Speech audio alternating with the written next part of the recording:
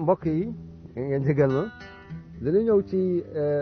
ñi nga xam ne dañuy gaaw a fàtte problème mu fàtte surtout ñi nga xam ni ci jàng ak ñi jàng ak ñi màgga di gaaw a fàtte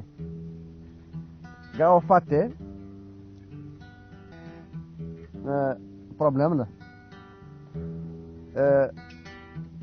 waaye ñaar yi nga xam ne yàlla wàccee na ko ci alquran muy tiin ak zeytun ñaar yi ku jël tiin ak zeytun jël ci la ilaha illallah jël ci ay doomu tiin yu wow def ko ci huile d'olive bu pur bi nag nga def ko ci bàyyi ko mu fanaan boo xëyee ci suba nga jël ci ñett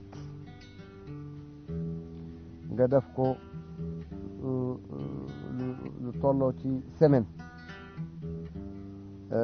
problème mu fàtte dañ kooku moom macha allah dina dañ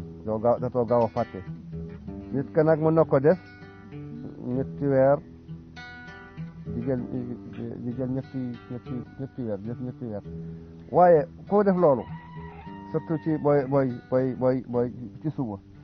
dina faj yi encore benn dina faj yi nga xam ne moom mooy mettitu moom mooy du la ilaha illallah moom mooy ñàkk fàtte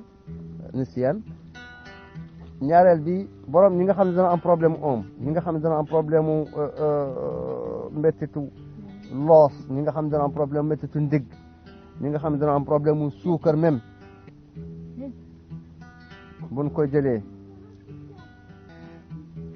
dinaan ñi nga xam ne même dinaan benn kuddu zeytu zeytun di jël kii boobu en même temps ñuy jël zeytu zeytun ku ko jël moom yii di nga tàggoog moom loolu jarab la nag loolu jarab la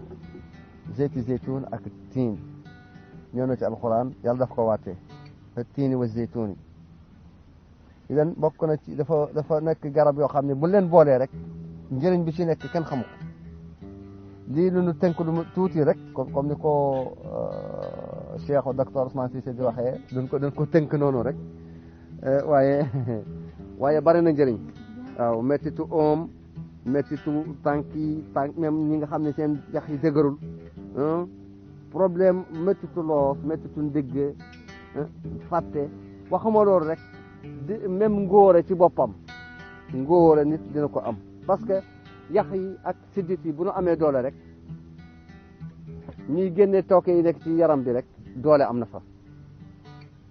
asalaamaaleykum wa rahmatullah seen bopp